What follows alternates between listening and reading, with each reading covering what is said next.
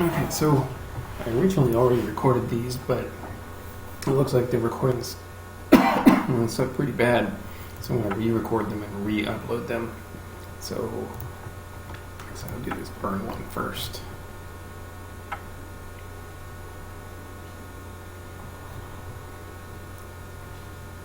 Come on in, Geo. You can do it. Alright. This is against Naya Burn.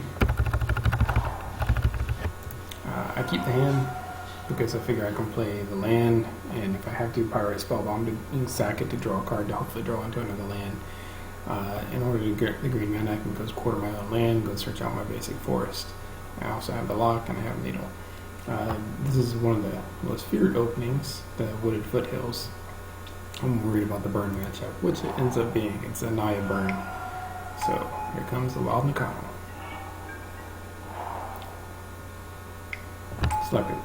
Now, since I drew that second land, I went ahead and played Shredder first instead, so that I can try to mill as quickly as possible, because I know that every single mill is going to matter here. I was fortunate enough to pull that Lightning Bolt, and I know my opponent only has a Searing Blaze left in hand for damage. So if I can just not play a creature, I should be okay.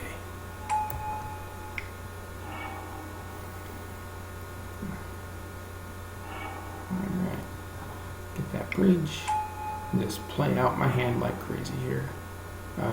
Undo, sack Ghost Quarter, kill my swamp, go get a forest, use it for Stearns, get another land, play Needle, shut down fetches, emptying my hand as quickly as possible.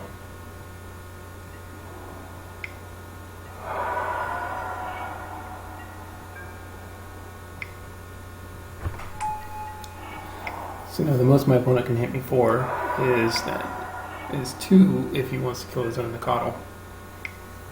I'll play the grid, and I wait until begin combat on my opponent's turn to try to burn the Swift Spear. So now if my opponent wants to try to save it, he's got to burn his own critter, and it pumps Swift Spear so he can't even attack with it.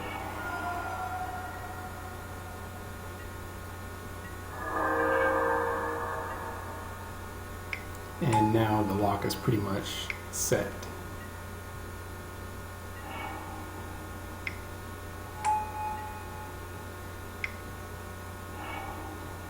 Start killing off his stuff and dealing damage.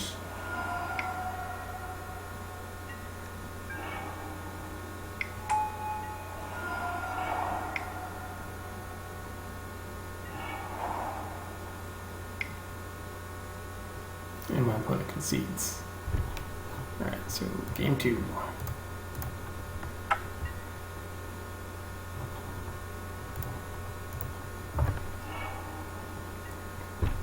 So I keep it because I have bridge. Duress should be able to give me ideas on what I'm looking for, so I know the best time to play Pyroclasm. I have the Ruins completely set. So Clasm should, Duress should delay, Clasm should delay further till Bridge and Lantern, and then eventually I should draw a Mill Rock.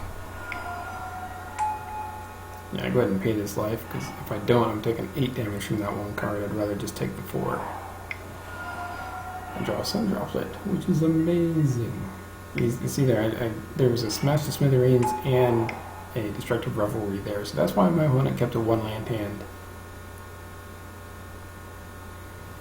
So I go ahead and play that Sun Droplet and Welding Jar, because that sets my life total now at 15. If my opponent can't continuously deal damage, then... So another Destructive Revelry on top. But now with Welding Jar and Spellskite on Sun Droplet, it'd be really tough to beat, especially with Ruins being able to recur the Welding Jar. I could have tried to keep my opponent off of lands here with the Lantern, sacking Lantern to make him shuffle out, but I figured it wasn't worth it. I have enough protection now that I should be able to live through nearly everything my opponent can throw at me.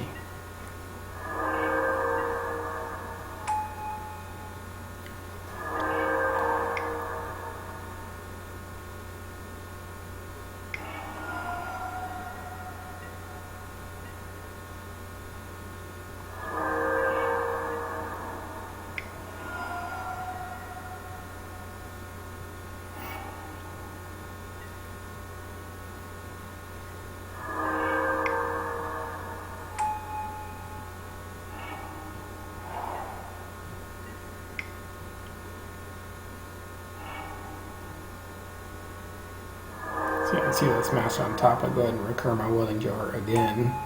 That's 4 artifact destruction spells, and that welding jar with the ruins is just working wonders.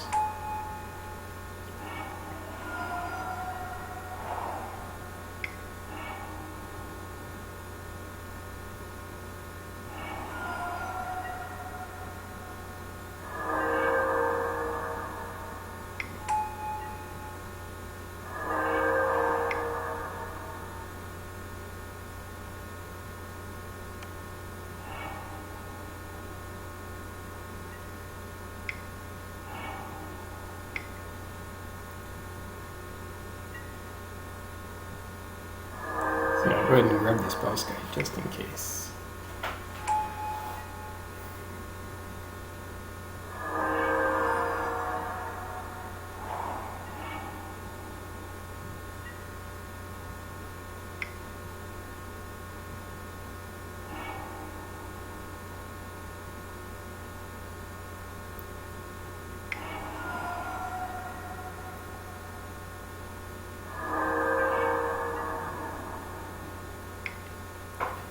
So grab another shredder. That's so I can mill more pieces if I have to. Not worried about that lava mancer with the pyroclasm in hand.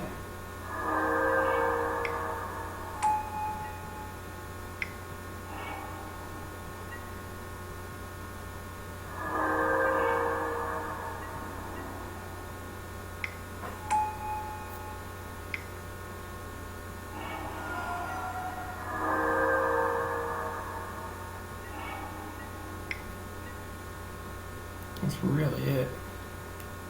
The opponent tells me that he cited in 8 artifact destruction spells, drew 4 of them. One of them drew 4 of them, and it still didn't work. So, good old burn matchup. Hopefully this time the recording doesn't suck.